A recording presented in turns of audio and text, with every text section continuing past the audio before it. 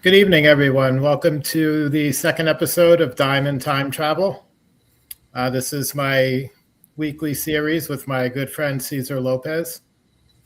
Cesar, you want to say hi? Hi. Thank you. Tonight's episode, we're going to continue what we started last Saturday. We're going to talk about more Ted Williams cards and related collectibles. Tonight, we're going to cover the years spanning 1946 to 1953, I believe, is the last one. Yep. Caesar's going to give some background first, then show cards that pertain to that season. I'll present the cards on the screen, and then we'll move along in that manner throughout the video. And hopefully, the last episode was very well received. Was very happy to see how many people watched it. I hope everyone enjoyed it, and looking to make this one equally as well, if not better, than the first. So, turn things over to you, Cesar, at this point, and I'll step back and let you run the show. Thank you, Phil.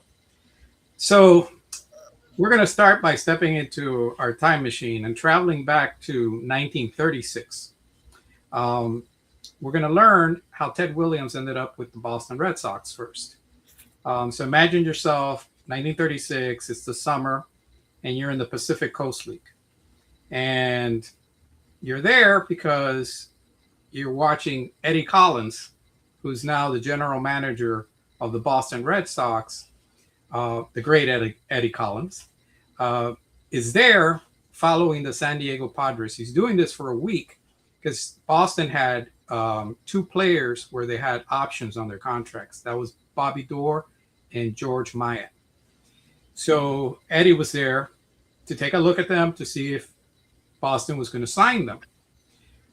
It so happened that one of the games that Eddie Collins is watching, he's watching batting practice. And San Diego brought in this lanky, 6'3", 146-pound high school graduate, 17-year-old Ted Williams, to take batting practice. Ted Williams started taking some swings, hitting some balls. Eddie Collins doesn't actually finish watching the entire Ted Williams batting practice because he was rushing to the offices of San Diego Padres to make sure that Boston had first option on Ted Williams. Eddie Collins, of course, played with some of the greatest hitters of all time, Ty Cobb, Joe Jackson, Honus Wagner, Roger Hornsby. He knew hitting when he saw it, and he knew that this was the real deal. It ended up that Eddie Collins signed Bobby. He skipped on George Myatt, but he went home to Boston with contracts for Bobby Doerr and an option on Ted Williams. So not a bad trip. Anyway, let's jump in our time machine and let's jump over to 1946, 10 years later. So we're going to go on with our looking at Ted's career. 1946, of course, Ted was discharged from the Marine Corps right in January, and he was very happy to be back in Boston. But because of what happened in 1942 with the draft, he ended up having to sign up for the Naval Reserves, which we would find out later, would come back to haunt him. Anyway, let's start here. The first card I'm showing is a Propagandas Montiel, Reyes de Deporte from Cuba. This is Ted Williams' card. These cards are sometimes listed as 1946. Sometimes they're listed as 46, 47. I believe the proper listing is 46 because this set pictures not only players from the major leagues that were active in 46, but also picture players from the Cuban League from the 45-46 season and pictures players from the Florida International League from the 46 season. So I believe based on the bios on the back of the cards, which either show 45 stats or they talk about the player being in the 46 All-Star game. There's no mention of the World Series. There's no mention of, complete stats for 46. So I believe these cards were actually issued in 1946, probably in the third quarter of 46, or maybe, just past the middle of 46, but pretty much 1946. So, Williams gets back in a Boston uniform, gets back on the field, and it was like he never had left. He started swinging the bat, and he had another amazing Ted Williams season. He batted .342 with 38 home runs, 123 RBIs. He led the league in WAR, runs, OBP, slugging, OPS, walks, total bases, you name it. And he led the Red Sox to the pennant. This is the first time since 1918 that the Red Sox are in the World Series. And he, ends up winning the MVP award that year, finally. And he did this even though in the middle of the season, Lou Boudreau of Cleveland introduced what later became known as the Williams shift. So Boudreau basically moved everybody, his entire defensive lineup over to the right side of the field, except for one guy, which was the left fielder. He stayed on the left side. Williams, being Williams, totally ignores the shift and wins the MVP anyway. So the Red Sox go to the World Series. They're going to face the St. Louis Cardinals, who are favored. This is new ground for Boston. So, here we go. I put these out here. Also, these are the Sports Exchange, the W603s. These are Ted Williams examples. They're listed as 46, 49. Most likely the Williams came out in 46. I don't know which one because there's a variation. There's one with his bio on the bottom, and there's one with just blank lines. Not exactly sure why they did it this way or what the purpose of it was. Probably issued at different times. Again, I don't know which one came first, but here they are. Anyway, let's go back to the World Series. So even before the World Series starts, the curse of the Bambino, we've all heard about that with Boston. The curse strikes even before the World Series starts. So in early October, Ted Williams is playing in an exhibition game. And he gets struck by a pitch in the elbow. His own arm swells up, and he could not swing the bat for several days. This is just before the World Series begins. So a sore arm Ted Williams walks into Boston's first World Series since 1918 and was totally feeble, guys. He batted .200. He went 5 for 25. No home runs, just 1 RBI. And the Red Sox lose the series. So anyway, now we moved on to 1947. Another banner year for Williams. We'll start with his card here. This is a 47 Bond bread card. This is the actual card that was put in the bread. It's got the little curved factory cut edges.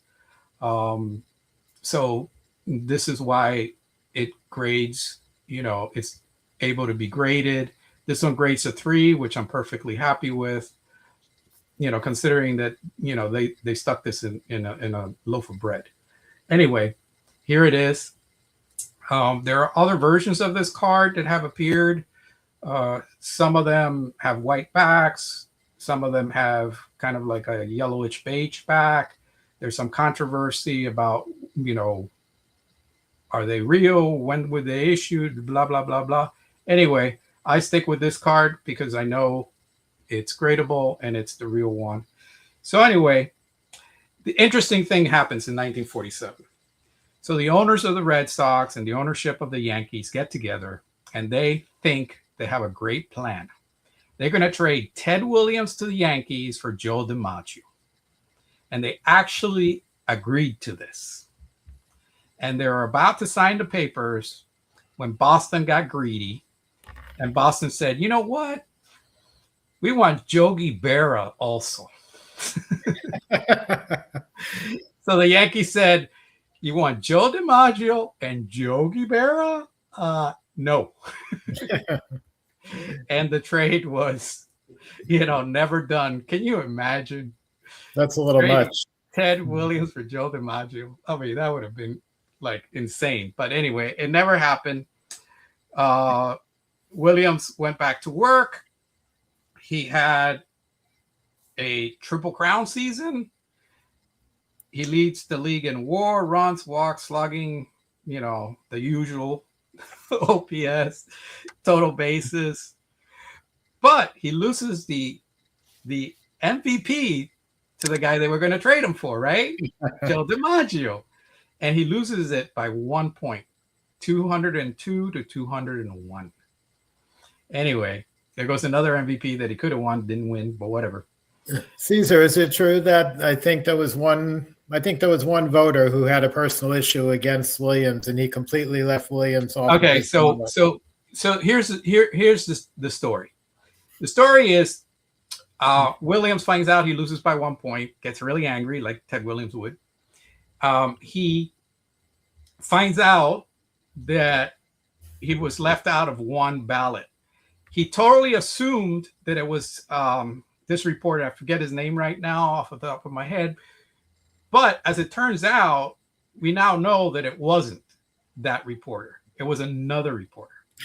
But the truth is that nobody ever talks about this. Joe DiMaggio was left out of 3 ballots. Oh, I didn't know that. Yeah. So Joe DiMaggio won, even though he was left out of 3 ballots.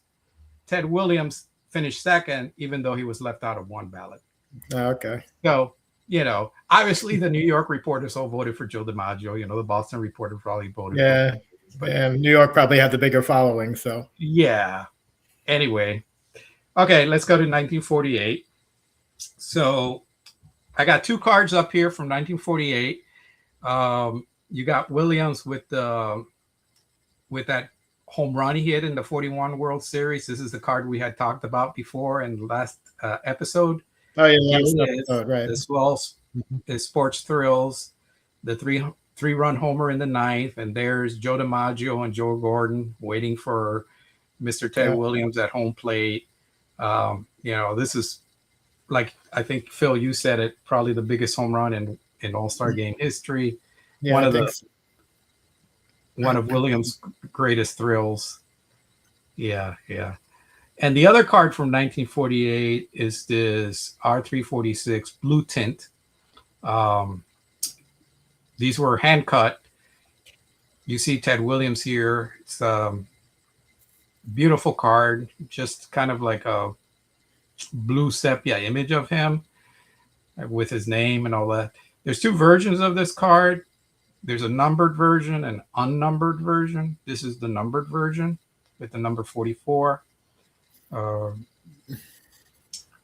Ted Williams, and we'll see this as we go along, had this funny thing about who made his baseball cards, who contracted him, how much money they would pay him to make his baseball card.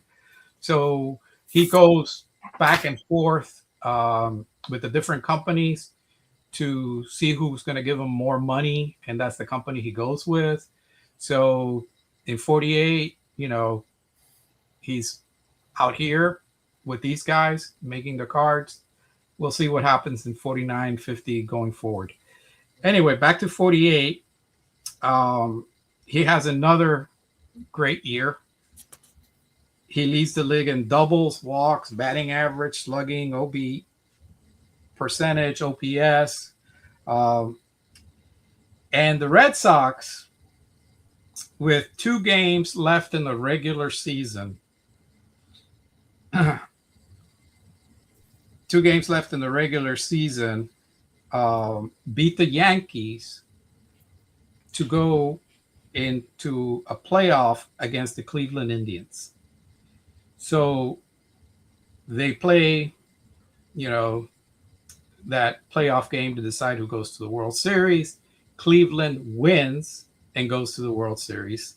And that was, the big year for Lou Boudreau. He was the player manager of Cleveland. Cleveland, had a very strong team. That's the 48 team that has Satchel Paige, Larry Doby, and a slew of other great players. And of course, Boudreau would win the MVP that year, which he earned.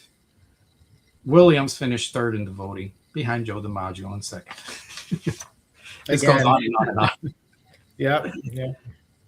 So this brings us to 1949, and we have the Leaf card here. I love these cards. They're beautiful. The color, they're pretty rare cards. They're harder to find, I think, than some of the other cards. Again, Williams probably got more money from Leaf than he got from Bowman, so that's probably why he's in the Leaf set and not the Bowman set. Anyway, this is another of my favorite cards in my collection. It took me a long time to find one that I was happy with and that I could afford. So yeah, that's a really high grade for a Leaf card. Yeah, and it's pretty, great centering on it and color. Yeah, even with the Beckett holder, I don't think I think in a PSA SGC it would still get a 5. Yeah, it'd be pretty high either way. Even if it got a 4, 4.5, I'm happy with it. Yeah. So 49 was an interesting year because he hit 343, but he lost the batting title by 0.0002 points to Tigers' George Kell. So he did not win the Triple Crown. I think he got as close to winning a Triple Crown as a person could get and not winning the Triple Crown that year.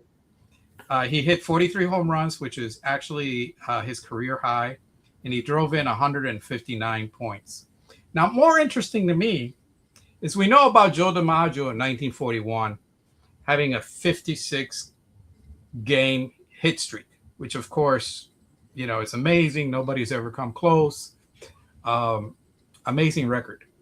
But in 1949, and you don't hear a lot about this, Ted Williams got on base 84 straight games. Wow.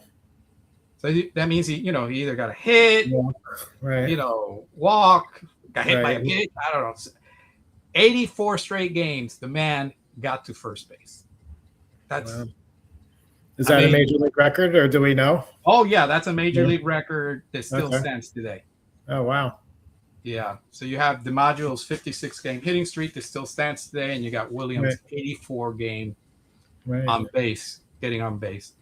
Have you ever heard? Oh, sorry. Yes. Have you ever heard any stories about similar to like the Ty Cobb and Nat Lajoie batting race that came down to the last day? Have you ever heard any stories where maybe Ted Williams was not as well liked as George Kell, and maybe somewhere in the final game, maybe a Kell hit or two was allowed to go through, and that's why he lost? I haven't heard anything like that. Okay. I'm not saying that something like that couldn't happen, but yeah, I didn't hear anything about that. I know Ted Williams, he would do his darnest.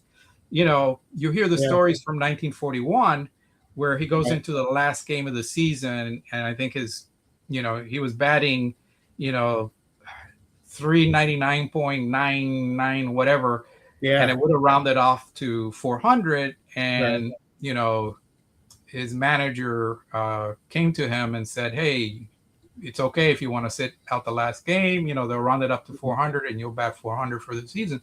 Right. And Ted Williams was like, "Are you crazy? No way, man." I think it was a doubleheader, and he went like 5 for 8. Yeah, that's right. Batting average to 406. Yeah, that's Ted Williams. I'm sure that, Yeah. I never heard that either. I was just wondering if. I never heard that. Anyway, so he wins the MVP in 49. No question about that one. But the Red Sox, even though they were ahead of the Yankees by one game with 2 games left in the regular season, they had to play the Yankees for those 2 games. And the Yankees actually win the 2 games and win the pennant. So the Red Sox, end up in second place, 1 game behind the Yankees. And this pretty much brings an era to an end. 46, 47, 48, and 49 were probably the best Red Sox teams never to win a World Series. They had some great teams in that period. They fought for the pennant, almost every year. They won the pennant in 46, lost in the World Series, lost in the playoff in 48, and in 49, they were winning by 1 game and end up losing, to the Yankees. Ted Williams would, no Red Sox team after this with Ted Williams in it ever battled for the pennant again. The curse of the Bambino. Well, the curse of the Bambino. Yeah, pretty much. Right? Yeah. So this brings us to 1950. Here we have his Bowman, Ted Williams Bowman card. Apparently, he ended up signing with Bowman. Probably Leaf, wasn't making cards that year, and Topps isn't in there yet, so he goes with Bowman. Anyway, this is his 50 card. I love these cards too. I love the color on them. They're, as they're smaller cards, but they're, nice, decent cards. Anyway, so the 1950 season began a time of trials for Ted Williams. He really has a rough time at the beginning of the 50s. We will see this as we go along. So in 1950, Williams is playing in his 8th All-Star game. And in the first inning, he chases down and catches a line drive hit by Ralph Kiner and crashes into the Comiskey Park scoreboard. And he breaks his left arm. It was a really bad break. Crazy part of the story is he stays in the game, even though as time goes on, his arm is getting bigger and bigger and bigger. Anyway, he goes to the hospital after the game. The 2 doctors that looked at Williams' x-rays pretty much thought that was it. He's not recovering from this. It was a really nasty break. He ends up having a 2-hour-long operation on his arm. And he has a cast on for, quite a while until it heals. They take the cast off. He can barely move his arm. So 1950, he ends up playing in only 89 games. But he still manages to hit .317 with 28 home runs and 97 RBIs. Not bad for 89 games. No. After the season is over, his arm hurts so much that he contemplating retirement. And he actually spoke to the Red Sox management about retiring. Of course, they didn't want him to retire. They send somebody to talk to him. And he gets convinced, to try for the 51 season. So anyway, I find the card we're picturing here interesting because it's a all-star baseball pinups, from 1950, and he got hurt in the All-Star game. Anyway, these cards came in a book, pictures, several of the great stars from 1950 in them. Williams is one of them. The card is made to be punched out, and it's this circular card. It's, sort of big, circular card. Sometimes you see them with the page still connected to it, to the circle. And sometimes you see the whole book available for sale. The book itself has Ted Williams on the cover. So the cover itself, pictures Ted Williams. This is kind of like, yeah, go ahead. Oh, sorry. I was just going to mention last 2 years ago in Philadelphia, September show, I picked up the complete book from William Chappell, who many of our viewers I know recognize from the big card shows, and Williams one of the best vintage dealers out there. But in the set, beside Williams, the other key guys are going to be Jackie Robinson's in there. He's the number one in Yep. terms of value, and then also Stan Musial and Joe DiMaggio. Yep. Yeah. Sorry, go ahead, Cesar. Yeah. No, this is an awesome little set. So now we go to 1951. 1951, he's pictured again in Bowman card. Here's a 51 Bowman, Ted Williams. Similar to the 50, except it's a little larger with the same coloring. Love these cards. I always like the Bowman cards from the 50s.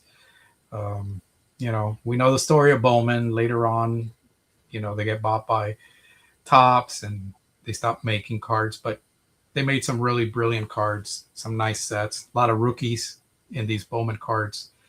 So the 51 season, Williams struggled, like you could say struggled for Williams, meant he batted only .318 with 30 home runs and 126 RBIs. That's Williams struggling. He still led the league in WAR, walk, slugging, on base percentage, OPS, total bases. And he did all this with his arm hurting, his elbow especially. Played the whole entire 51 season, pretty much in pain. In 52, here's his card for 52. It was a Burke Ross. These cards they were made in 51, right? And in 52. The 51 cards are a little smaller. The 52 cards are a little bigger. They're kind of like a colorized photo type thing. Some of them are fuzzy to see the picture. Some of them, the pictures are more clear. I like this particular card because of the clarity of the picture. So I was happy to get it. 52 is when we see Williams having to join the Naval Reserves after World War II, coming back to haunt him, because he is actually called up for service to the Korean War in January of 1952. He was taken out of a inactive Naval Reserve list, which really pissed Williams off because he thought they were going to pick, people from the active reserves first and then maybe the active reserves later. But I think Ted Williams had pissed off enough people back in 42 that they said, we got you now, buddy. Anyway, this is where Ted Williams, I think, a lot of people say a lot of bad things about him, and he got a lot of bad press for what happened in 42. But, they gave him the option of staying, out of the war itself, promoting for the Navy, playing baseball on the Navy team. They gave him that offer, and Ted Williams turned it down. And he went to flight school. He hadn't flown a plane in 8 years, and he went to flight school because now, we have jets. He flew, propeller planes in World War II. So he had to get checked off on a plane. The plane that he got checked off on was the F-9F Panther jet. He, of course, checked off quickly on it, and he gets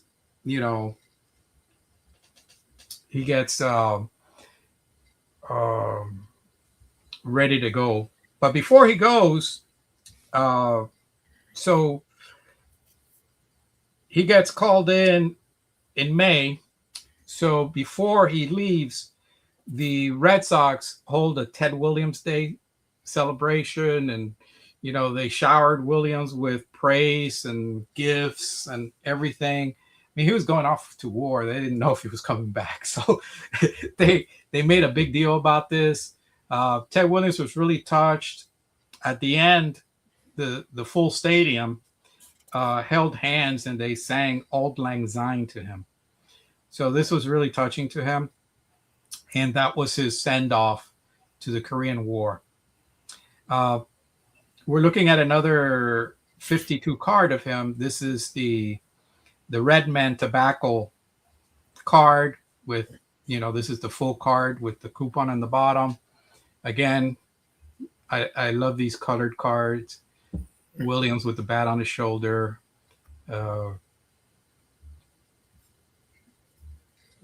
What can we say? and the card, the card ends with the line, "Since he has been recalled by the Marine Corps," so it's already talking about him going off to war. Another card from 52, or another, it's a sticker really, is this StarCal decals. I ended up getting this one in particular because it doesn't have the envelope that you usually see. And typically when they have the envelope, they're graded authentic. Right. But this one had a grade because it's the sticker itself without the envelope. So I ended up getting this one for that reason. I wouldn't mind having the one with the envelope too, but this one you see the whole entire sticker and it gets a grade. So that's why I ended up this one. There's a second version of Williams with a smaller picture, also in the StarCal. But this one's one of my favorites. Anyway, so Williams ends up joining. So let's put this correctly, right? So United States Marine Corps Captain Ted Williams ends up joining the Marine Aircraft Group 33, known as the MAG 33s, based in Puwon, South Korea.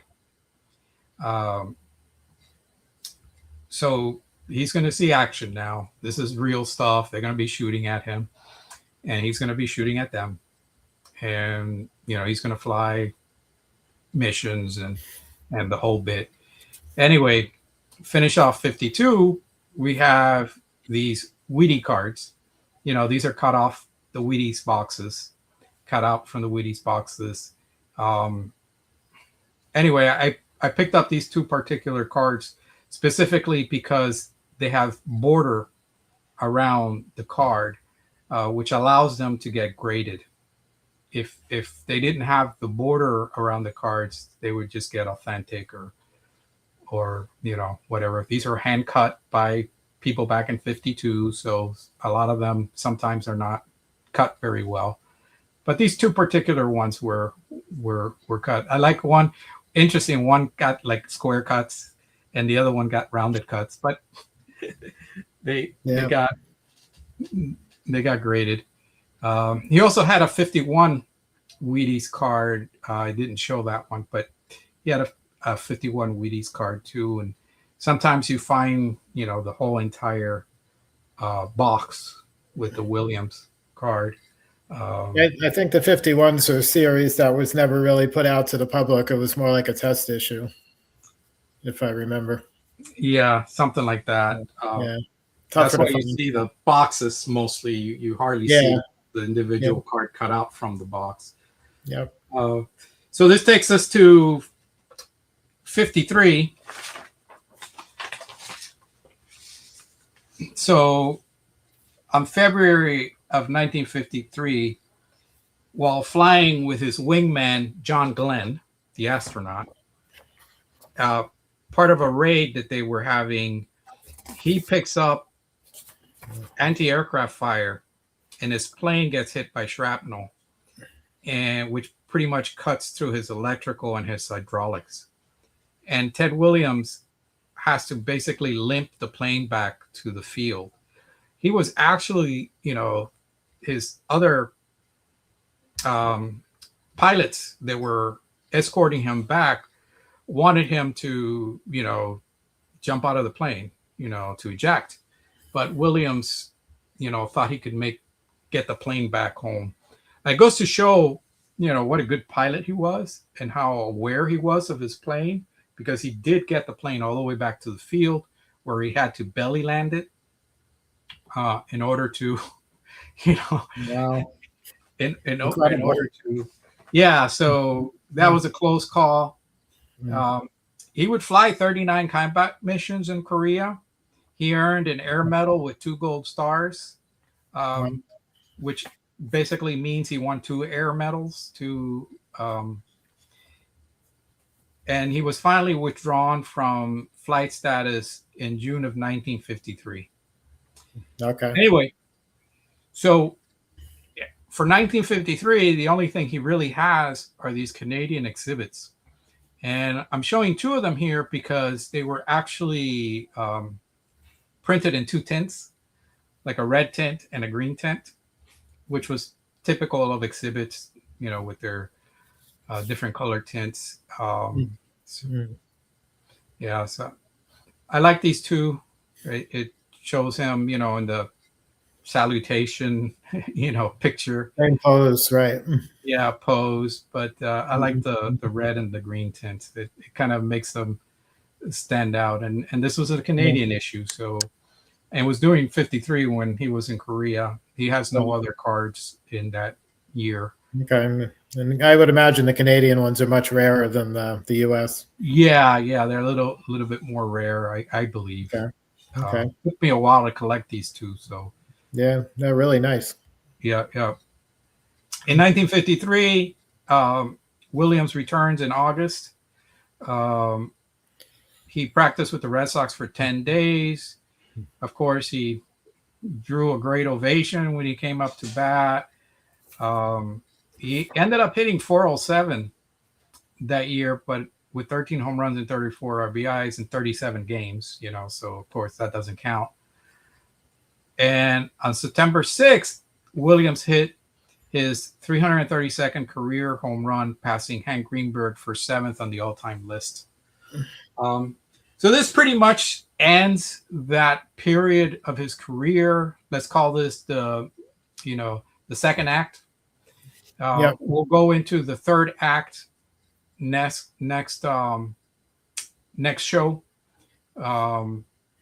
And that'll be, his final act as a baseball player. Of course, he's going to be involved with baseball for many years to come, but that would be it for a player. That'll be in our next episode. So I hope. Yeah, go ahead. No, I'm sorry.